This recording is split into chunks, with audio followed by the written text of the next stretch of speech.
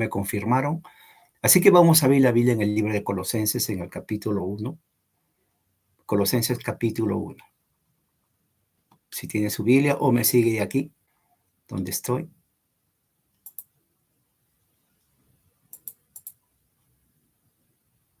Se escucha perfecto. Oh, gracias. Gloria a Dios. Yo creo que fue un milagro porque tuve problemas con el sistema. Entonces, el libro de Colosenses capítulo 1, aquí lo puse en Word para que sea más accesible, pero si usted tiene su Biblia, Colosenses 1, pero antes de eso vamos a hacer una oración. Se unen conmigo para hacer una oración. Perfecto.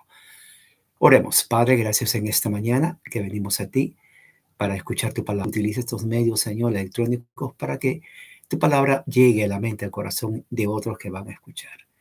Padre Santo, bendice también a los que se unen y guárdalos y protégelos hoy día. Así oro, Padre, en el nombre de Jesucristo. Amén. Muy bien, perfecto. Ya el problema está resuelto, dice nuestro hermano Alejandro. Gracias a Dios. Entonces, hermanos, Colosenses capítulo 1, tengo aquí conmigo el texto lo puse en Word porque para mí es más fácil también controlar lo que se está leyendo. A ver. Bien, perfecto. Si usted tiene su Biblia, me sigue. Entonces dice así Colosenses. Vamos a ver, lo voy a poner un poco más centrado. Esto ahí. A ver. Vamos a ver.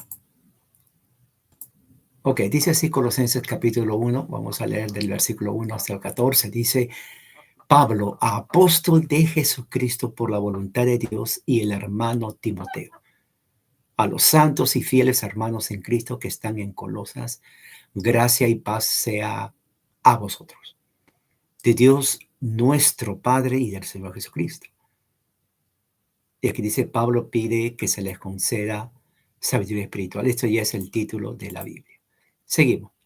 Siempre orando por vosotros, ¿no? Siempre orando por vosotros, damos gracias a Dios, Padre de nuestro Señor Jesucristo, habiendo oído de vuestra fe en Cristo Jesús y del amor que tenéis a todos los santos, a causa de la esperanza que os está guardada en los cielos, de la cual ya habéis oído por la palabra verdadera del Evangelio, que ha llegado hasta ustedes, así como a todo el mundo, y lleva fruto y crece también en vosotros, desde el día que oísteis y conocisteis la gracia de Dios en verdad, como lo habéis aprendido de Epafras, nuestro consiervo amado, que es un fiel ministro de Cristo para ustedes, o vosotros, quien también nos ha declarado vuestro amor en el Espíritu, por lo cual también vosotros, desde el día que lo oímos, no cesamos de orar por vosotros y de pedir que seáis llenos del conocimiento de su voluntad,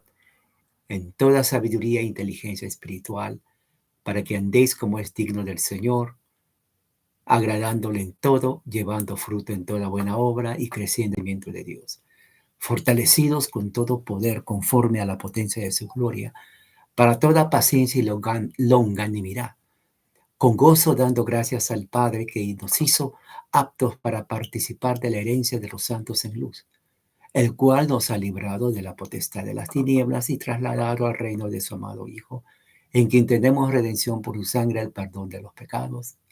Amén. Bueno, este es un tema muy, muy, muy lleno de pura teología. Voy a, un momento, ok. ¿Cómo podemos entender entonces este pasaje que estamos leyendo? ¿Cómo podemos entender? Bueno, para empezar, Pablo es el que escribe la carta, ¿no?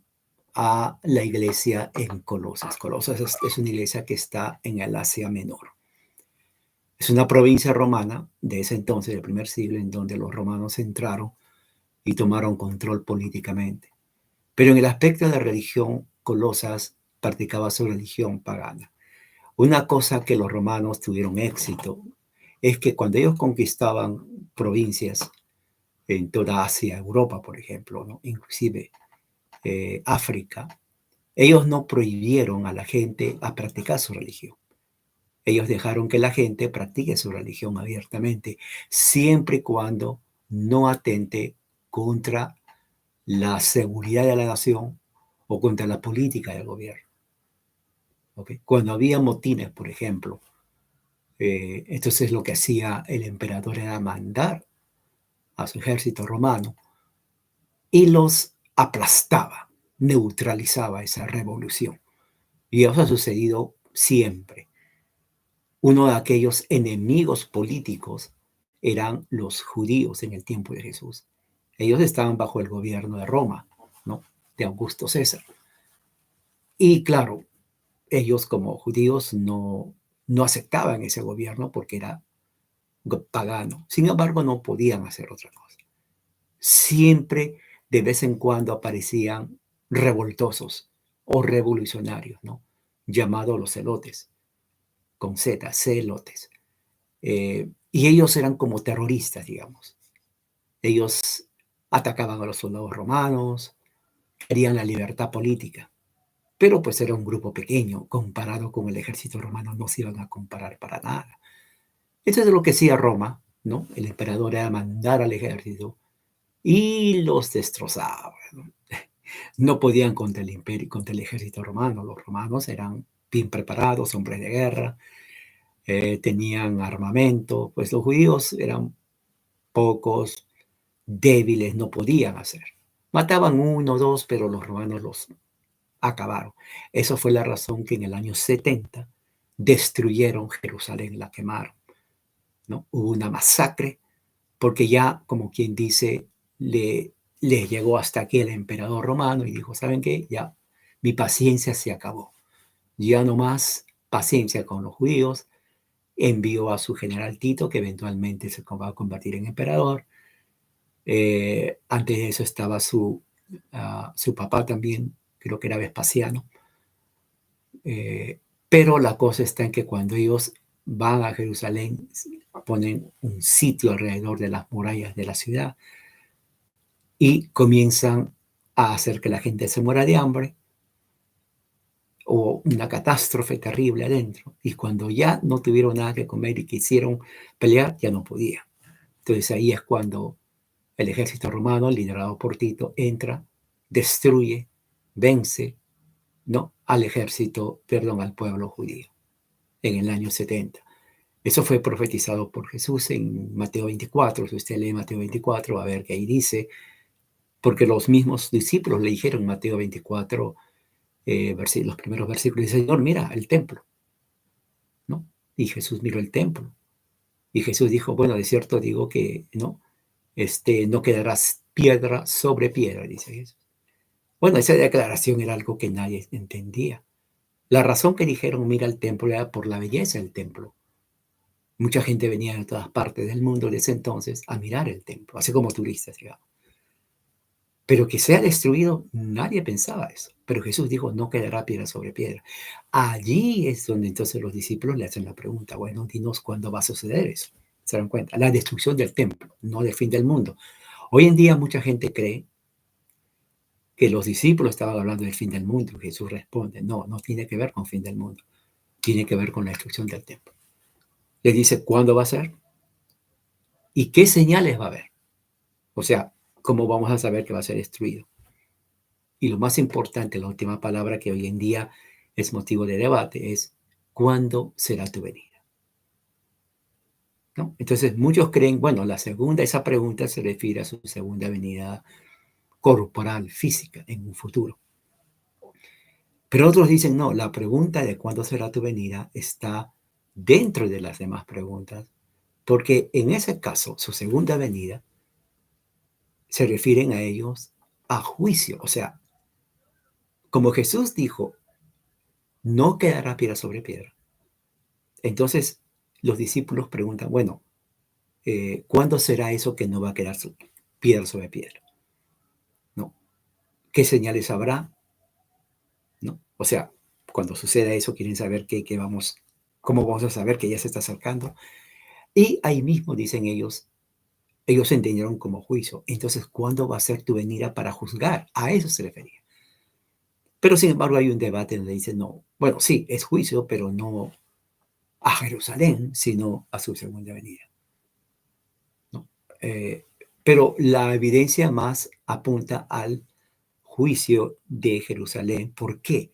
Porque en el capítulo anterior de Mateo 23, Jesucristo se presenta al Padre y le hace una lista larga de por qué Jerusalén está en juicio.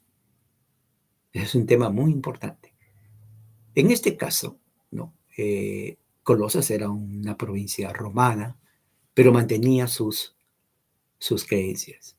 Pablo escribe a los cristianos allá. ¿Por qué? Porque Pablo viajó a Colosas y los llama así, a los santos y fieles hermanos en Cristo que están en Colosas. Ahí está. Justamente lo que dice ahí. A los santos y fieles hermanos en Cristo que están en Colosas. Recuerde que en ese tiempo a los cristianos no se les llamaba cristianos, se les llamaba santos y obviamente hermanos. Pero la palabra era santos. Por eso que el que esté en Cristo es apartado, es un santo.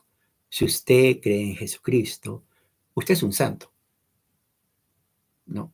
A diferencia del concepto católico romano, en donde un santo viene a ser alguien que ellos deciden quién va a ser santo. El último creo que fue el obispo anglicano John Henry Newman. Él fue anglicano y se hizo católico en el siglo XIX. Ahora ya es santo, ¿no? John Henry Newman. O sea, eso quiere decir que cuando son santos, eh, el católico puede orar a ellos, ¿sí? Se puede acercar en una oración, así como, como oran a la Virgen María, a San Francisco de Asís y otros santos que tiene dentro de la Iglesia Católica Romana. Pero ese concepto de santidad, según vemos aquí, no era el que tenía Pablo. Pablo considera santos a los que están en Cristo. No necesitamos ser canonizados. El momento que uno cree en Jesucristo ya es santo. Y la razón es porque tiene el Espíritu Santo. Bien, dice, gracia y paz sean a vosotros. Siempre el saludo de Pablo a todo cristiano, si ustedes leen sus cartas, los primeros capítulos, va a ver que Pablo menciona gracia y paz. A veces pone gracia, paz y amor. Pero generalmente es gracia y paz. Es como una fórmula del saludo paulino y también de los apóstoles. Gracia y paz es el saludo cristiano.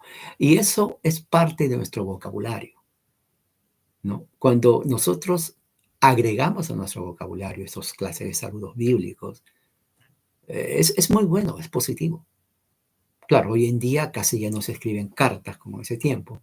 Ahora son los textos, digamos, cartas modernas. Y son breves, ¿no? Por ejemplo, ya sea en WhatsApp o en Messenger, uno puede poner buenos días, hermanos, ¿no? Y generalmente es corto, ¿no? No se escribe una carta grande. Buenos días, hermanos, digamos, por ejemplo, hoy día pues, hermanos, buenos días, voy a empezar en 5 minutos. Corto, cortísimo. Pero yo puedo agregar y decir, hermanos, gracia y paz. Puedo poner, porque somos cristianos, entramos en 5 minutos. ¿Se dan cuenta cómo cambia el vocabulario? ¿No? Y dice, Pablo pide que Dios les conceda sabiduría espiritual. Bueno, eso ya es el título que ponen, pero vamos a ver aquí. Entonces voy a subirlo aquí. Perfecto. Entonces, ahí está. Siempre orando por ustedes, dice Pablo. O sea, Pablo está orando por los hermanos de Colosas. Damos gracias a Dios, acción de gracias. Ya está acercándose, el tiempo está pasando. En noviembre celebramos el Día de Acción de Gracias. Bueno, ¿de dónde viene eso de acción de gracias? Bueno, aquí, de la Biblia. Aquí está. Siempre orando por ustedes, damos gracias a Dios, Padre de nuestro Señor Jesucristo. Dice, habiendo oído de vuestra fe en Cristo Jesús. Ahora, pero fíjese, damos gracias a Dios, Padre de nuestro Señor Jesucristo. Entonces ya es teología. O sea, Jesús es nuestro Señor. Ahí dice, nuestro Señor Jesucristo, ¿no? Y le damos gracias al Padre, o sea, Él es Padre de nuestro Señor Jesucristo. Pero también es nuestro Padre por adopción. Y dice, habiendo oído de vuestra fe, o sea, Pablo escuchó la fe de los colosenses, y del amor que tienen a los santos. Una cosa muy importante, eso viene inclusive desde el tiempo de Jesús, porque Pablo escribe esta carta más o menos unos 30 años después que murió Jesús, en el año 60 por ahí. Pero ya estaba, ¿se acuerdan que Jesús dijo, en esto conocerán que son mis discípulos, si tuvieran amor unos con otros, ¿no? Escucharon esa parte, ¿no? Cuando Jesús habla, ¿no? Menciona que la forma como la gente va a conocer que somos cristianos es cuando tenemos amor unos con otros. Entonces Pablo dice así, he oído del amor que tienen entre los santos a causa de la esperanza que Dios está guardada en los cielos. Hay una esperanza celestial, no terrenal, porque en la tierra no hay esperanza. Viene la política, ¿no? Hay más políticos malos que buenos y hay más presidentes malos que buenos. Y los buenos, aunque sean buenos, entre comillas, tienen defectos. O sea, esperar que uno diga, bueno, pues yo quiero a alguien que sea, ¿cómo se dice? Un presidente bueno, es imposible, porque todos cometemos errores. Puede haber unos mejores que otros, que es diferente, pero no existe alguien perfecto. Nunca hubo, no lo va a haber, no lo hay ahora. Pero al menos algunos son mejores que otros, que es diferente. Entonces, nuestra esperanza no puede ser en movimientos políticos, porque ya la historia demuestra que fracasan. Por ejemplo, hablando de Roma, en el primer siglo Roma era el imperio romano, ¿no? El imperio, o sea, no había otro. Por más de 700 años Roma fue el imperio invencible, avanzaba, conquistaba, ¿no? Fue a Gran Bretaña, parte de la India, África, España, o sea, era invencible el imperio romano, ¿no? Era invencible, invencible. Pero aún así, sus gobernantes, o sea, los emperadores eran malvados. Ellos cometían era la psicología del emperador romano era la crueldad. Aunque habían muchos que siempre enfatizaban la justicia, la virtud, ¿no? Ellos eran crueles, porque para mantener a un imperio como Roma se necesitaba un ejército súper grande y que los soldados romanos sean crueles. Y cuando digo crueles, o sea, inhumanos. ¿Por qué? Porque no podía un soldado ser gentil. El soldado romano no podía ir, miren, por favor, les ruego que se rindan. Con mucho respeto, ríndanse todos, por favor. No, no iban así. Ellos simplemente iban con la espada y a matar. Esa era la orden. ¿Por qué? Porque si no lo hacían, el emperador los mataba. Entonces era necesario proteger al imperio con un ejército grande y sadista cruel. Ahí no había que, por favor, hablemos como personas civilizadas. No había nada de eso de que hablemos como personas civilizadas. No. Ahí obedeces o te matamos. Muchos toman ese ejemplo hoy en día, por ejemplo, en Europa, escuché hace unos meses atrás, para evitar la invasión de inmigrantes de otros países. Es decir, poner mano dura como lo hizo el Imperio Romano, o sea, cerrar las fronteras para salvar la identidad europea. Va a estar difícil, pero en un sentido práctico, si lo hacen, obviamente no van a entrar, especialmente personas que no ayudan nada a países. Pero Roma era así, era un imperio súper poderoso, pero aún así la gente estaba infeliz. Uno, porque no les gustaba estar bajo un imperio, querían estar libres. Dos, porque el imperio romano era cruel. Y tres, porque ellos querían también expandirse y no podían, porque es el imperio romano el que tenía el poder. O sea, la gente siempre estaba infeliz, de una forma u otra. Y aquí dice, a causa de la esperanza que está en los cielos, nuestra esperanza por eso está en el reino de Dios, no en la tierra. de la cual ya habéis oído por la palabra verdadera del Evangelio. O sea que ya ellos habían escuchado la palabra verdadera del Evangelio, donde dice que la esperanza del cristiano no es en esta tierra, porque al fin y al cabo, aunque sea un gobierno perfecto, vamos a morir. Tarde o temprano vamos a morir. Bueno, entonces, ¿cuál es nuestro destino final? No la tierra, el reino de los cielos. Entonces dijeron, bueno, nuestra esperanza final, aquí estamos de pasada, es cierto. Literalmente en esta vida estamos de pasada. Por eso eh, aquí en los Estados Unidos hacen mucha propaganda de decir, aproveche y viaje en todas partes del mundo antes que muera. Sí, y suena un poco gracioso, pero es real. Porque una vez que muera, dice, ya no va a viajar. Y ponen ahí, viaje a este país, viaje a y ponen ahí un montón. Viaje y conozca, coma los diferentes platos de comida, y a mí me gusta comer. Disfrute y un montón de cosas, porque después de aquí ya no va a haber eso. Ya no va a poder decir cuál es su último deseo. Oh, quiero viajar no sé, a China, Japón. Bueno, ya no puede, tiene un segundo. Ya no puede. Así que estamos de pasada por ahí. Entonces Pablo dice, esa es nuestra esperanza, ¿no? Y dice, este evangelio ha llegado hasta vosotros, así como a todo el mundo. ¿Cuál todo el mundo?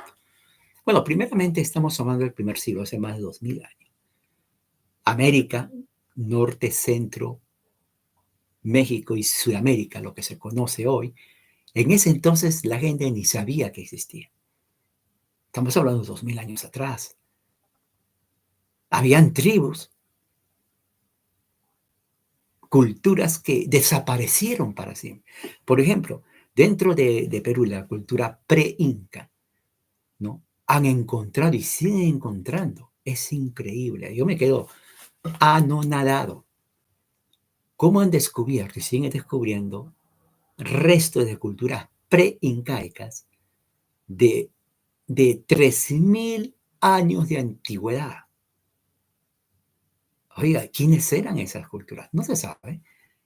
Lo que se sabe es lo que dejaron ruinas, objetos de barro, ¿no? Artesanía. Algunas veces hay momias que encuentran, ropa. ¿Cómo encuentran? Porque cada generación, cada civilización edifica sobre civilizaciones antiguas, ¿no? Por ejemplo, si esta es una ciudad, ¿no? Digamos la ciudad. Una vez que esta civilización es conquistada o desaparece, viene otra civilización, digamos que esta es otra civilización, y edifica aquí. Una vez que pasa esta civilización, viene otra y edifica acá. De tal manera que al pasar de los años, la primera civilización está al fondo. Y los que están aquí arriba, que son los modernos, no saben que si excavan, digamos, unos 50 o 100 metros, van a encontrar restos de civilizaciones antiguas, completas. Eso es lo que sucede en Roma, por ejemplo. En Roma, en Italia, por ejemplo, han encontrado, cuando empiezan a excavar para construir casas, han excavado, han encontrado calles enteras del Imperio Romano de hace 3000 años también. Y dicen, mira, hay una calle. Y siguen excavando y es toda una ciudad sepultada bajo las ciudades de Italia, que antes eran usadas por multitud de gente pasada por ahí, pero que ahora están sepultadas porque uno va edificando uno sobre otro. Eso, y en Sudamérica, de las culturas preincaicas es así. ¿Cuáles fueron esas culturas? De algunos se sabe y de otros no, quedan en el misterio. Y es fascinante, es increíble. Entonces, el mundo que habla aquí no es el mundo de, de América donde estamos, sino el mundo del Imperio Romano, que incluye todo el Imperio Romano de ese entonces, que era Asia Menor, el Medio Oriente, norte de África, sur de España, Gran Bretaña, la parte del oeste ya eh, limitando con inclusive Europa Oriental y otras ciudades más. Entonces, cuando dice ha llegado hasta ustedes como a todo el mundo es el mundo de ese entonces civilizado, diríamos así, del Imperio Romano.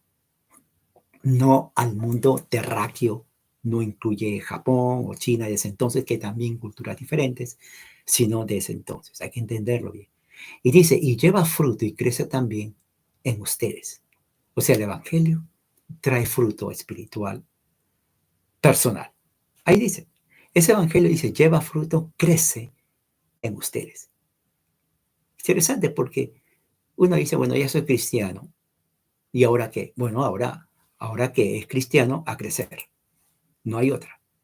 Dice, desde el día que oyeron y conocieron la gracia de Dios en verdad, como lo habéis aprendido de Epafras, nuestro consiervo amado, era un amigo de Pablo, que es un fiel ministro de Cristo para ustedes, a quien también nos ha declarado nuestro amor en el Espíritu. O sea, Epafras era, bueno, no apóstol, pero digamos misionero, póngalo así, en donde él ayudaba mucho a Pablo. Pablo ya no podía viajar, Pablo ya era una persona que tenía problemas físicos y por lo tanto él tenía que depender de otros hermanos, ¿no? Eh, que, que viajaban. Y otra cosa muy importante, los viajes de ese entonces no era con tren, no había carro, moto, o era en lomo de un caballo, no sé, camello, o caminando, caminando. Por eso la gente de ese entonces y en todas partes del mundo de ese entonces no sufrían de presión alta o diabetes o otras cosas, porque ellos caminaban. El cuerpo se ha hecho para caminar. El cuerpo humano se ha hecho para caminar. Estamos constituidos del punto de vista biológico para caminar. Tenemos que caminar. Por eso Dios nos dio piernas con músculos, tendones fuertes y un pulmón y corazón, un sistema sanguíneo que no puede estar en reposo. O sea, la sangre tiene que estar como cuando uno maneja un carro, ¿no? El aceite tiene que estar en movimiento, porque para eso se pone aceite al carro. Tiene que estar en movimiento para que el motor siga igual. Así que vamos a pensarlo así, de esa manera. Dios nos ha creado para caminar, eso es bueno para la salud también. Dice el doctor, camine por lo menos, no menos de 30 minutos cada día. Si camina más de 30 minutos, una hora, perfecto. Porque ahora la vida moderna es sedentaria en gran porcentaje, al menos que en otros países, por ejemplo en África, donde no hay vehículos como hay en otros países. Bueno, la gente tiene que caminar, pero para ellos es normal caminar y no caminar 5 minutos, caminar 3 horas, 4 horas.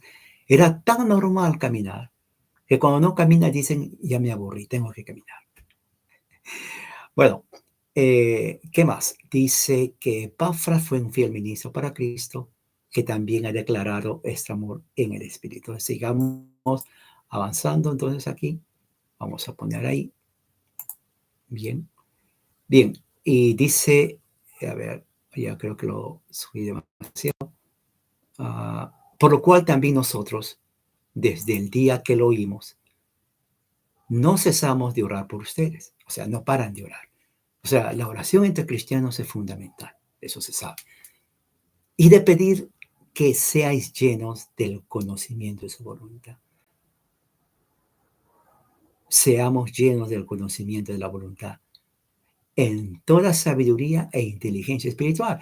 Ahora, esto tiene que ver con el espíritu y la mente, el intelecto, ¿no? Hay grupos, sectas que dicen, no, la letra mata. No sé a qué se refiere. Bueno, en realidad sí. Porque ellos dicen aquí, bueno, es el espíritu.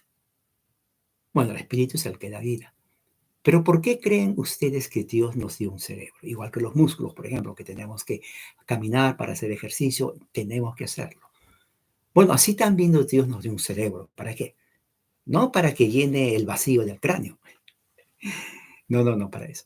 Su función es que nos ayuda a pensar, a hablar, a razonar, a comunicarnos, ¿no? A tener decisiones intelectuales, a poder leer un libro. Es más, Si fuera todo espíritu, entonces no podemos leer tampoco la Biblia, ¿no? Cuando leemos, estamos usando nuestro cerebro. ¿Se dan cuenta? Cuanto más leemos la Biblia, aparte de conocer, ejercitamos también los músculos de las neuronas, ¿no? Leemos, por ejemplo, que los salmos son 150 salmos. El salmo más largo es el 119, pero es parte de los 150 salmos. Con solo leer los salmos todos los días, por 12 meses, mire, su cerebro va a mantenerse activo, le va a dar las gracias a su cerebro. Le va a decir, gracias por hacerme trabajar. Así le va a decir su cerebro. Porque eso es lo que nuestro cerebro es, ¿no? Todas las neuronas son como circuito electrónico de una computadora. Si usted abre una computadora, es más, si usted abre un teléfono celular, usted va a ver circuitos, cables muy chiquitos, ¿no? Bueno, eso es justamente para hacer que la computadora o el celular trabaje. Bueno, nuestro cerebro tiene millones de neuronas. Aquí, si nos sacan el cráneo, un ejemplo, vamos a ver aquí todo como un circuito. Y dicen, según los científicos, que se iluminan. Depende de las actividades, ¿no? Por eso un trauma cerebral trae efectos irreparables, porque según el golpe donde va, nos deja ciegos, nos deja mudos, sordos o paralíticos hasta la muerte. Entonces hay que cuidar nuestra cabecita. Sí, hay que cuidarla. Y la mejor manera de cuidar es, uno, buena alimentación y leer. No tiene que leer todas horas, si lo quiere hacer, hágalo. Pero la lectura ayuda a que estén haciendo ejercicio. Vale más que simplemente mirar un programa de televisión o TikTok o YouTube. Está bien mirar un tiempo, pero si es todo el día y no se lee, el cerebro como que, igual que el músculo del cuerpo, si no se cambia y no se hace ejercicio, se atrofia. Y luego van al doctor. Doctor, yo no sé por qué ya no camino. Bueno, pues, ¿qué hace todo el día? Sentado. Pues por eso ya no puede caminar. O sea, tiene que haber un ejercicio físico, pero también eh, mental, para que las neuronas comiencen a circular, ¿no? Prácticamente eso es. Ok, entonces, cuando dice que nos llene su conocimiento, ¿a dónde cree usted que el Espíritu Santo nos va a dar su conocimiento? A la mente. Nos va a hacer sabios, dice ahí, e inteligencia espiritual. Todo es en la mente. Todo lo que percibimos, miramos, se queda en la mente grabado. Lo que escuchamos se queda en la mente grabado. Inclusive lo que probamos o olemos se queda en la mente grabado. Esa es la razón por la cual cuando se entrenan a perros, digamos, que quieren detectar la droga, por ejemplo, ellos hacen que huelan mucha droga. Algunos lo hacen que prueben. Porque cuando prueban y huelen la droga, se queda en el cerebro eso. Nunca se va a ir. Entonces, cuando lo llevan al aeropuerto, ¿qué cosa cree que va a detectar el perro? Droga. Entonces, cuando el perro va así y se va a algo y comienza a dañar, entonces, oh, encontró droga. ¿Por qué? Porque su mente ya inmediatamente le dice, oh, acá hay droga, por el olor. Abren droga. Kilogramos de marihuana, de coca, etc. Nuestro cerebro es así. Cuando leemos algo, oramos, inclusive en la oración, nuestra mente, nuestro cerebro ya capta esas cosas. Eso es lo que la Biblia llama, uno tiene el discernimiento, ¿no? Discernir, ¿qué significa? Que como uno ya conoce, ya sabe, oh, y eso ha pasado, eso pasa a todos que tienen experiencia en algo, ¿no? Ya sea doctor, ingeniero, educador, ya sea cualquier profesión que tenga. Cuando usted es experto en algo, nadie le va a engañar. Por ejemplo, una moneda, ¿no? A ver dónde tengo una moneda por acá. O un billete. El que es experto en billetes, si ve un billete, va a decir, oh, este es falso. ¿Cómo sabe? Bueno, la persona ha estado trabajando por más de 20 años, ya conoce un billete falso verdadero. Un constructor de casas, por ejemplo, cuando ve una casa de fuera, Dice, o está mal construido. ¿Cómo sabes? Porque los ladrillos no tienen que ir así. Mira cómo está, mira cómo empieza, mira la base, mira las columnas. O sea, ¿por qué? Porque ya sabe. Y cada uno en su debido orden de profesión ya conoce y sabe distinguir lo falso de lo verdadero, lo bueno, lo que está mal, ¿no? Entonces, dentro del Señor, del conocimiento de uno, cuando uno más se ejercita en las cosas del conocimiento de las escrituras, espiritual, Dios nos da esa fortaleza, ese conocimiento. Y dice el 11, fortalecidos con todo poder, conforme a la potencia de su gloria. O sea, el poder que vamos a tener no es el poder humano, sino la potencia de la gloria de Dios. ¿Para qué? Para toda paciencia y longanimidad. Con gozo dando gracias al Padre, que nos hizo aptos para participar de la herencia de los santos en luz. ¿No se han dado cuenta que cuando Pablo habla, mira, estamos hablando de hace más de 2000 años. Cuando Pablo habla en griego y escribe en griego, eh, es un griego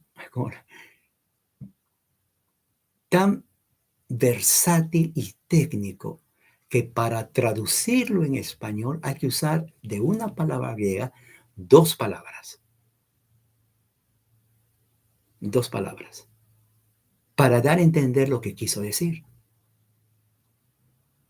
Pablo, si viviera hoy, siglo XXI, escribiría cantidad, y no solamente escribiría cantidad, su lenguaje sería difícil de entender. El mismo Pedro dijo, hay cosas que el hermano Pablo habla que es difícil de entender, porque Pablo tenía era, bueno, obviamente educado, era un hombre que se educó, era hombre de letras, ¿no? Que cuando escribe, detalla cada palabra y concepto de la forma que lo hace. Por ejemplo, dice, fortalecidos con todo poder. Pero de ahí sigue, conforme a la potencia de su gloria. Mire, nos está dando un detalle, por eso no hay ninguna razón. O sea, cuando no estudiamos la Biblia, estamos quedándonos hasta cierto punto ignorantes, es cierto.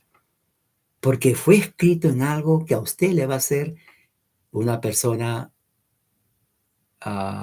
académica, educada. Usted puede conversar mejor con la gente. Y uno se da cuenta, ¿no?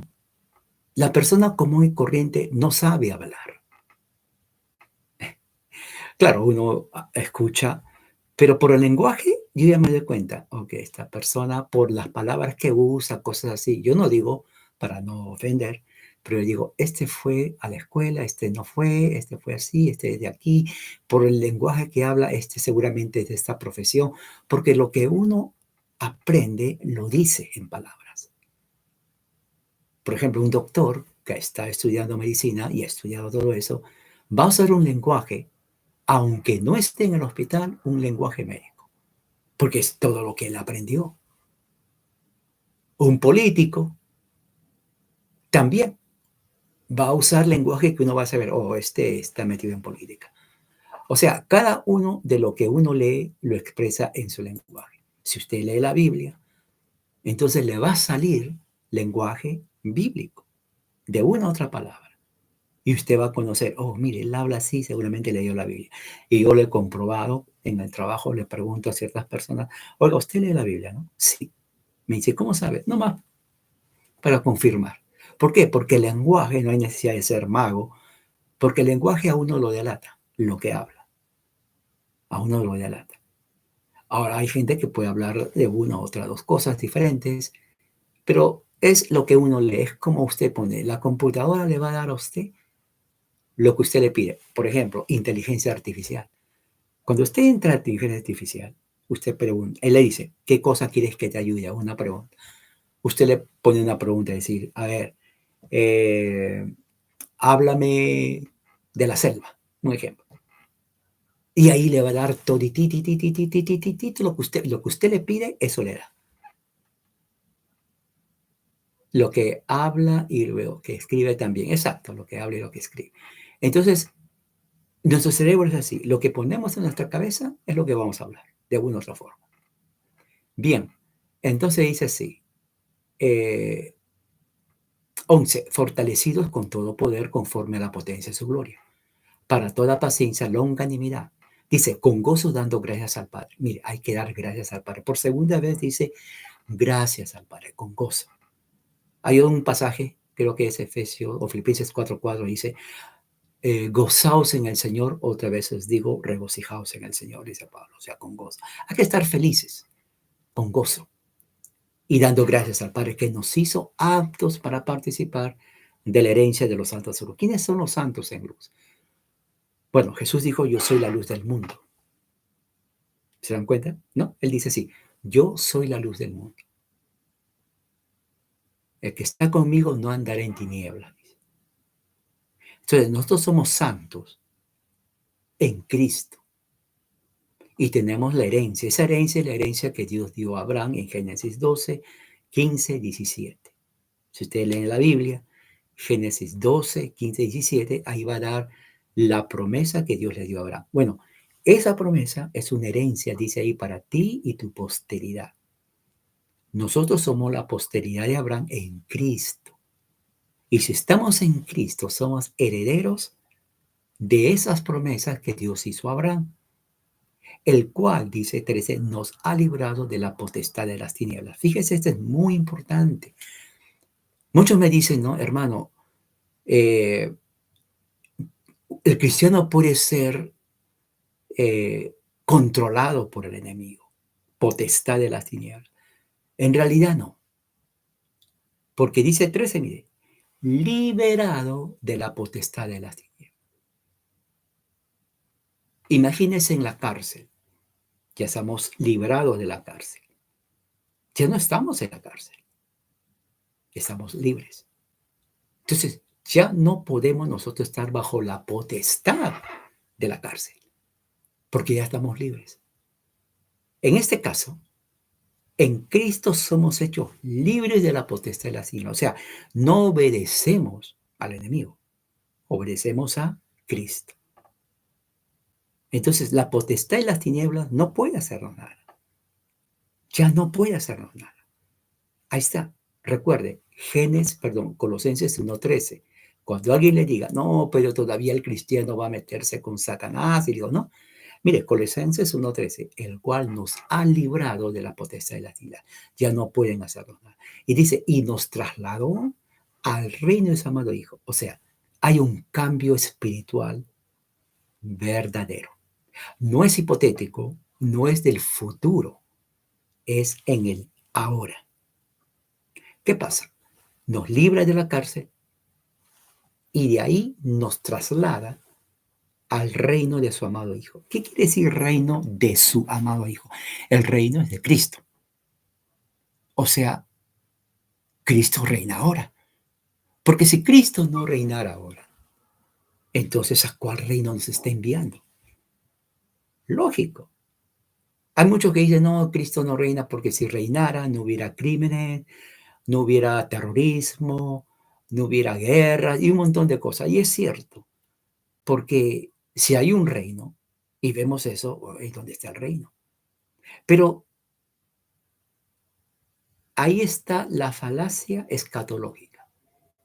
Porque cuando habla de que Jesús reina ahora, no está hablando de que no tiene que haber esas cosas.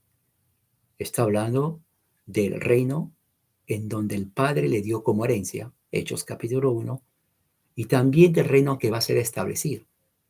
Cristo reina ahora, lo dice aquí, trasladado al reino de su amado Hijo. Ahí estamos nosotros espiritualmente. Otros dicen, bueno, si estamos arriba, ¿por qué estamos acá? ¿No?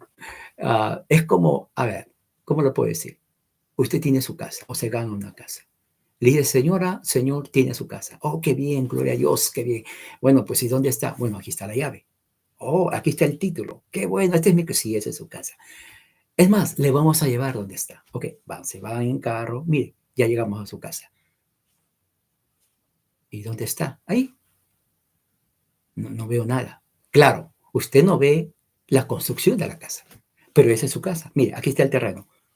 wow, todo esto es mío, todo el terreno de usted, aquí está inclusive la propiedad, o sea, nadie le va a quitar esa propiedad. Ahora, la construcción de la casa, eso es lo de menos, se puede hacer en menos de 5 días, pero este es de usted. Algo así es. Cristo reina, ya estamos con Él. Obviamente va a haber un momento que físicamente vamos a morir, pero nuestra herencia y nuestro lugar está en el reino de Dios. Eso es lo que está tratando de comunicar Pablo. Por eso dice, tenemos una esperanza en los cielos, no aquí. Aquí no, esto va a pasar.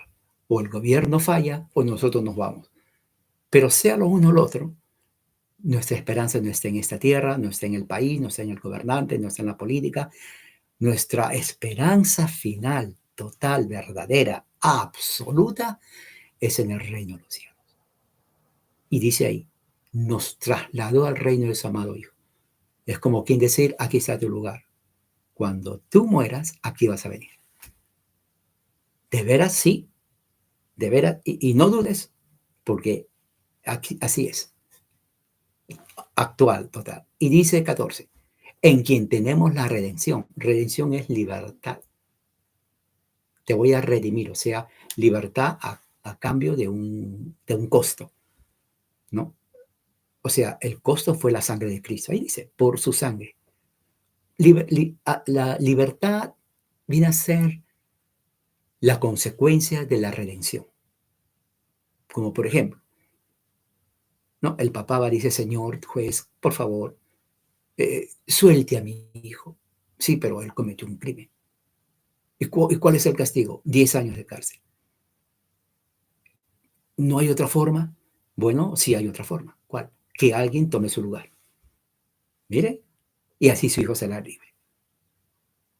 Bueno, yo tomo el lugar de mi hijo y mi hijo que salga libre. 10 años en la cárcel, sí, porque yo no quiero que mi hijo esté. Fíjese.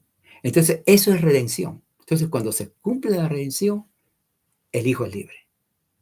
En este caso, el precio de nuestra redención fue la sangre de Cristo, o sea, su muerte en la cruz, a través del perdón de pecados. Bueno, aquí quiero terminar este tema muy, pero muy tremendo. Realmente hay mucho que aprender, que aprender. Cuando estaba leyendo, eh, estaba meditando y hay mucho que sacar de este texto de Colosenses, ¿no? Y fue cuando di en mi corazón, dije, voy a compartir con los hermanos porque es una verdad espiritual y se aprende mucho de este texto. Así que vamos a orar para despedir esta reunión. Padre, gracias por tu amor y tu misericordia. Que tu gracia y tu amor sea con nosotros y que lo que hayamos estudiado haya quedado en la mente, corazón, alma y espíritu de cada uno de nosotros. Esa es mi oración en el nombre de nuestro Señor Jesucristo. Oramos todos. Amén. Hermano, entonces que hoy día, Día del Señor, dense un tiempo, sigan meditando en esta escritura. Colosenses es un buen libro. ¿Ok? Y al mismo tiempo, bueno, pasar el resto del día con la esperanza, la fe y el amor, como dice Pablo. Y que la gracia del Señor esté con ustedes. Amén.